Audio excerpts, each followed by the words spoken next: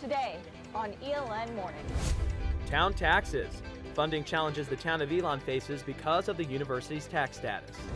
Kind of like Sweet Life of Zach and Cody, honestly. The Sweet Life. Why one hotel just off campus is going from overnight guests to permanently housing students.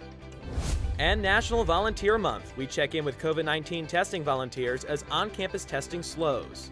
Today, April 29th. This is a special edition of ELN Morning, live from Lake Marynell.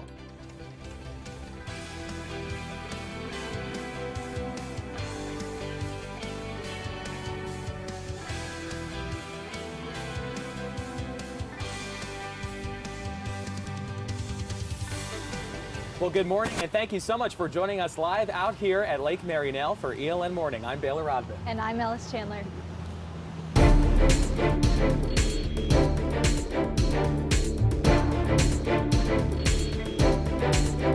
New this morning, Elon University is expecting to receive more doses of the coronavirus vaccine next week. Medical Director Dr. Jeanette Archinal tells Elon News Network the final details, including the type of vaccine, are still being worked out. Earlier this month, Elon distributed 2,500 doses of the single-dose Johnson & Johnson vaccine.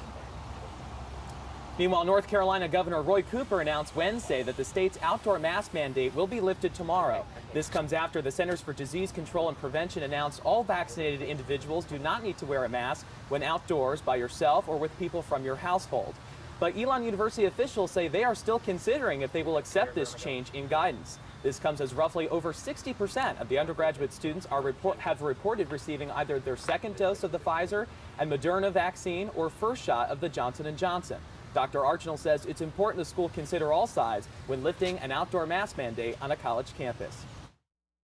If you actually look at what was really said, also depends on whether you're vaccinated or not. It wasn't just a blanket, everybody go hug a stranger outdoors unvaccinated. That was not the CDC guideline. And I think people misunderstood what was said. And Elon students are reacting to the new guidance. Some say they don't understand why you should have to wear a mask when outdoors. I already kind of don't wear a mask when I'm outside in a small group.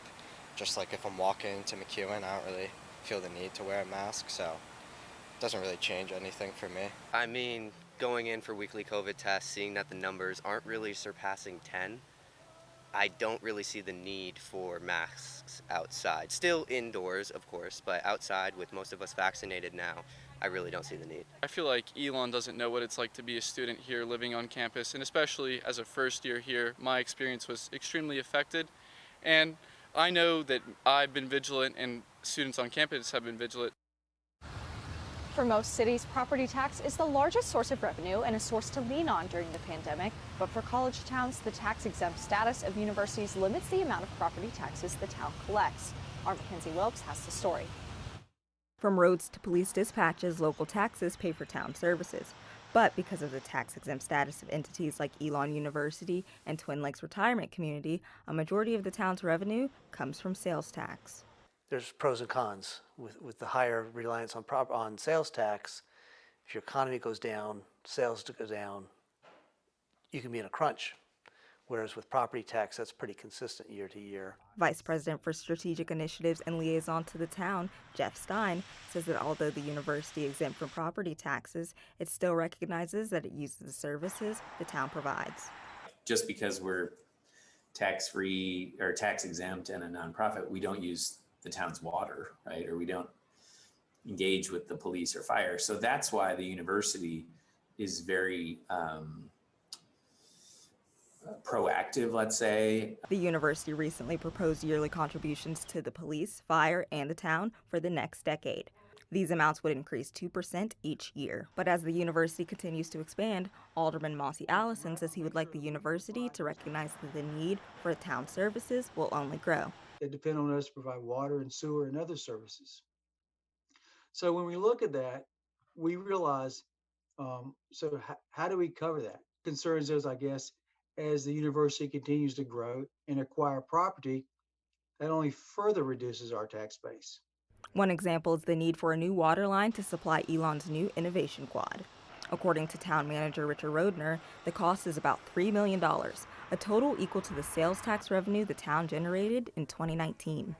So when that has happened in the past, we've talked with the university, we've sat down and said, whether it's a sidewalk or whether it's a water line or whatever it is, it looks like the situation may be such that you're benefiting from this as well, and would you be willing to participate? Mackenzie Wilkes, ELN Morning. The town is currently discussing with the university how they could share that cost. Stein says new leadership at both the university and town has led to a strengthening in communication. Big economic news for North Carolina this week as Apple announced its plans to build its East Coast headquarters here in Raleigh. The $1.5 billion investment is expected to bring over 3,000 jobs to the state. Chair of ELN's Computer Science Department, Duke Hutchings, says the news brings new opportunities to his students. The fact that the bulk of those jobs are going to be in the areas of data mining, machine learning, artificial intelligence, software engineering, all topics that we teach at ELN, is really exciting news. Hutchings says he's looking forward to building connections with Apple, adding excitement about the possibilities ahead has already made its way inside the classroom. A number of students saw some opportunity there and maybe solidified some ideas that the students had about continuing in the major, continuing in the minor, continuing to develop their knowledge of computer science and some specific skills within computer science to be competitive for that type of work. Associate Director of Corporate and Employer Relations in the School of Business, Brooke Buffington, says while it's a bit too early to start making predictions about how much Apple's presence will impact ELN students, it's currently a registered company on the ELN Job Network. 23 alums work for the company now, and Apple has done some recruiting on ELN's campus in the past. And women's soccer lost yesterday to the University of Wisconsin-Milwaukee, 1-0 in the first round of the NCAA tournament. This means that their season is over. After ending the first half tied 0-0, the Phoenix just couldn't quite answer back after Milwaukee scored in the second half. That put them down by 1, resulting in a final score of 1-0 Milwaukee. The sun is starting to peek out behind the clouds. I'll let you know if it's going to stay out after the break. Let me tell you about the toughest guy on earth. He has the crazy strength to lift the man that raised him up without even flinching. This guy, no, this warrior, will always be by his father's side, even if his dad will hardly remember.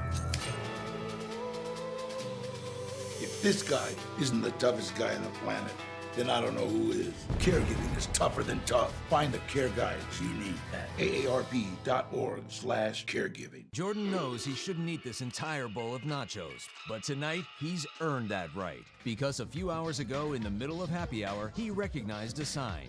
Not from the gods or a bolt of lightning, but from a double heart, a kissy face, and a fourth ha in ha ha ha. That's when Jordan knew he was buzzed. So when it was time to go, he got a ride home instead of driving. Be a legend like Jordan. Recognize your buzzed warning signs and get a ride home. Buzz driving is drunk driving.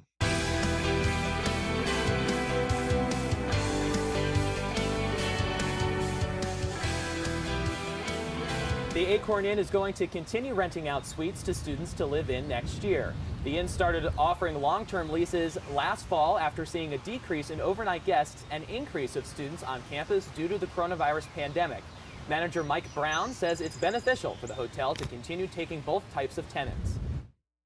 We're glad to serve. We're glad to be here and show hospitality, Southern hospitality to all the visitors.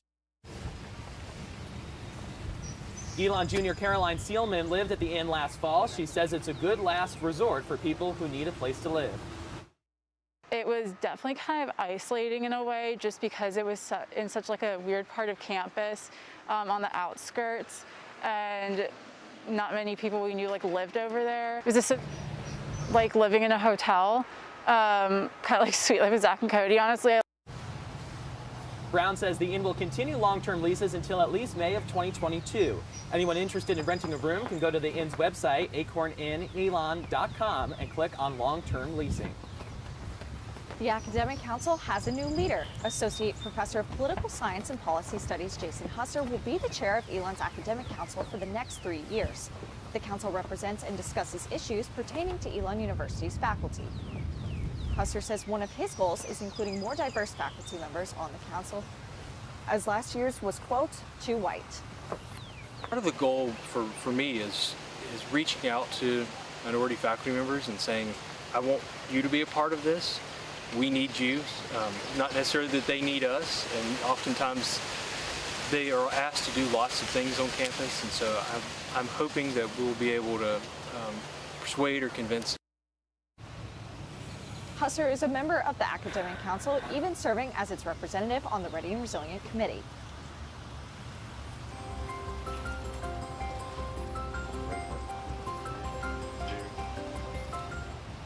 Well, Baylor, the clouds are parting, the sun is shining. We've seen the ducks behind us. They look so happy They look out so here today. happy waddling around out there. The wind has died down just a bit, but now for the weather for the rest of the day ahead and in the next few days ahead, our Courtney Weiner came over to Lake Marianelle with us. Courtney, good morning to you. Good morning, Baylor and Ellis. Yeah, those ducks have it easy. They don't have the wind that we've been dealing with this morning, but it's a little chilly in the shade.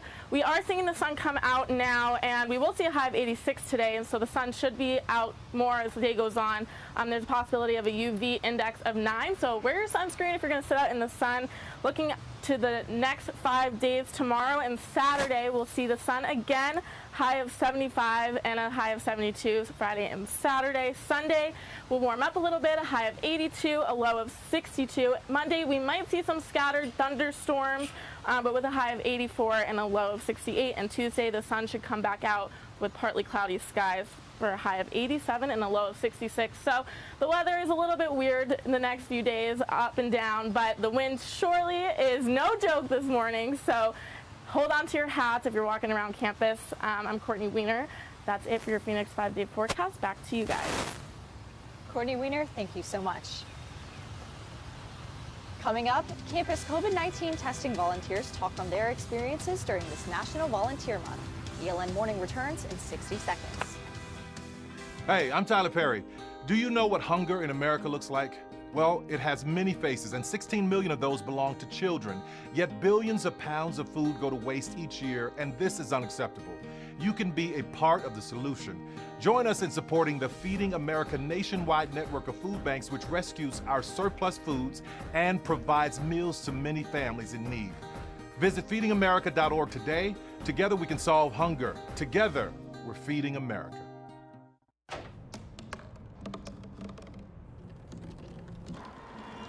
Everybody has a dream.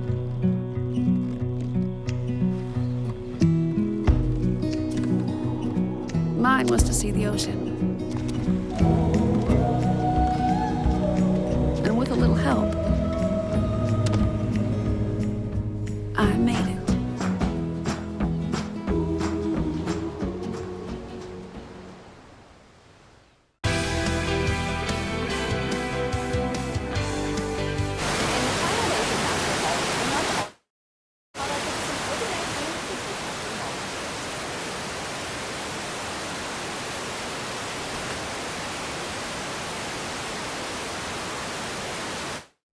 Senior Internal Auditor Kimberly Franklin doesn't normally interact with students, but as a COVID-19 testing volunteer, she sees students every Monday. So it's really just, we're here for hours at a time, especially early on when students weren't used to being tested frequently.